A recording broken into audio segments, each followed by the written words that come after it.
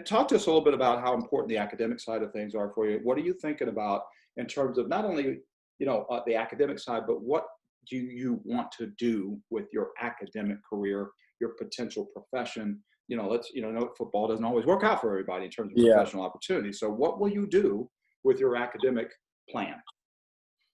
Well, I was one of them kids, as 90% of football players are. They're going through high school. Oh, mom, sorry, hold on, my Okay. mom. My That mom was happens. seeing me. We'll get to her later.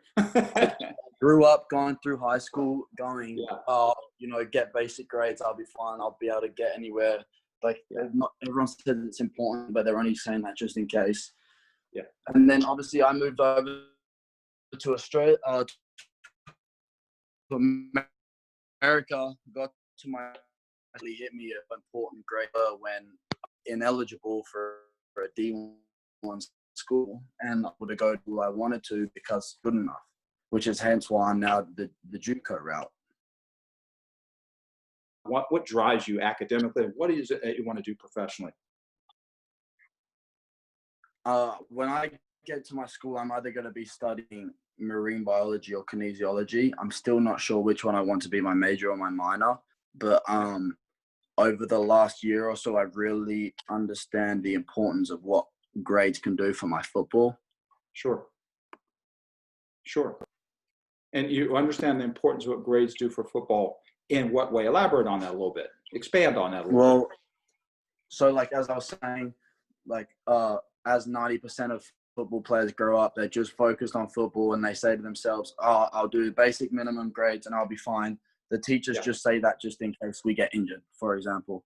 But I didn't really realize the importance of my grades until I got into my senior year when I moved over to the States. And I wasn't able to accept my spot in a D1 NCAA school because my grades weren't good enough and I was ineligible, which is hence why I'm co-route right now. Whereas if I had taken my grades more seriously to begin with, I would be in a D1 and I would be in a great program and I would be where I want to be. You know what I mean? Exactly. And I think, we've talked before, and we'll go over a little bit of your stealth rating in a minute, but we've talked a lot before about how, Division I is a great goal to go after. And I think a lot of kids that play the game, high school, junior college included, would like to be at that level. But there are things that might prevent them. Grades are one of them. The other thing is that, physically, are you physically built for the type of programs that exist at Division I? I would say that, folks, if you don't understand, this young man is 6'3" and about 230 pounds now.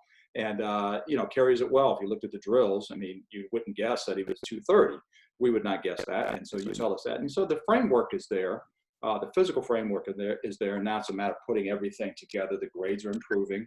And that's what stealth kind of has begun to gather for you. The stealth rated athlete takes into account. Talked a little bit about your work ethic, which does speak a lot to your character, okay? And those things are measured in this process. Your academics obviously are measured in this process. We talked about the physical attributes, which you are developing physically at 6'3", 230 pounds. And then lastly, performance. That's the real critical part. And some of this is a little bit unknown. You've come out of the gate initially with a 2.6 star rating, which is admirable, okay? Nothing to be upset about, because you've got another season of performance coming up, which is what you're trying to get ready for. Now, let's hope and pray.